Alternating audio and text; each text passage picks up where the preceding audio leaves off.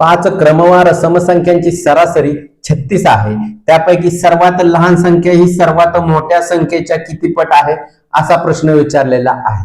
आता तुम्ही प्रश्न वाचल्यानंतर तुमच्या लक्षात आला असेल 36 ही एकच संख्या दिलेली आहे, मग पाच संख्या कशा काढायच्या। आता बघा, या प्रश्नासाठी सुद्धा एक सोपी ट्रिक मी तुम्हाला सांगणार आहे। कोणत्याही क्रमवार संख्या दिल्या, मग त्या सम असू विषम असू, कोणत्याही पाच क्रमवार संख्या दिल्या तर त्या संख्यांची सरासरी ही त्याची मधली संख्या असते।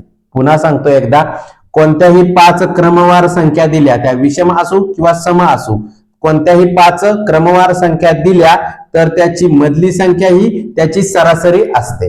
म्हणजेच बघा, आता इथे काय म्हटलेलं आहे, पाच समसंख्या आहेत की ज्याची सरासरी किती आहे, 36 आहे।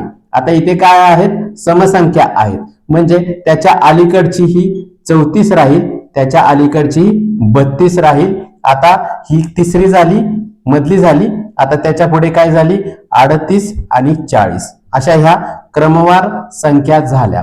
म्हणजेच काय झाली, या पाच क्रमवार समसंख्यांची सरासरी किती आली बघा, मी वरती ट्रिक सांगितल्याप्रमाणे 36 आली। आता पुढे जायचं, काय म्हटलेलं आहे, त्यापैकी सर्वात लहान संख्या ही सर्वात मोठ्या संख्येच्या किती पट आहे। आता सर्वात लहान संख्या कोणती आहे, याच्यामध्ये सर्वात लहान संख्या ही 32 आहे आणि सर्वात मोठी संख्या कोणती आहे बघा, इथे 40 आहे। म्हणजेच काय झाले, 32/40 झाले। याला जर भाग घालवला तर किती जातील, 8 ने भाग जाईल, 8×5 = 40, 8×4 = 32, म्हणजेच काय झाले, 4/5।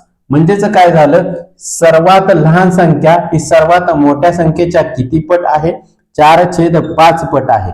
आपला ऑप्शन नंबर बघा, इथे दिसतोय 3, 4/5 पट आहे। ही जर महत्वाची ट्रिक जर तुम्ही लक्षात ठेवली की क्रमवार संख्या, पाच क्रमवार संख्यांची सरासरी ही त्याची मधली संख्या असते, तर अशा पद्धतीचे गणित सोडवणे तुम्हाला सोपे जाईल।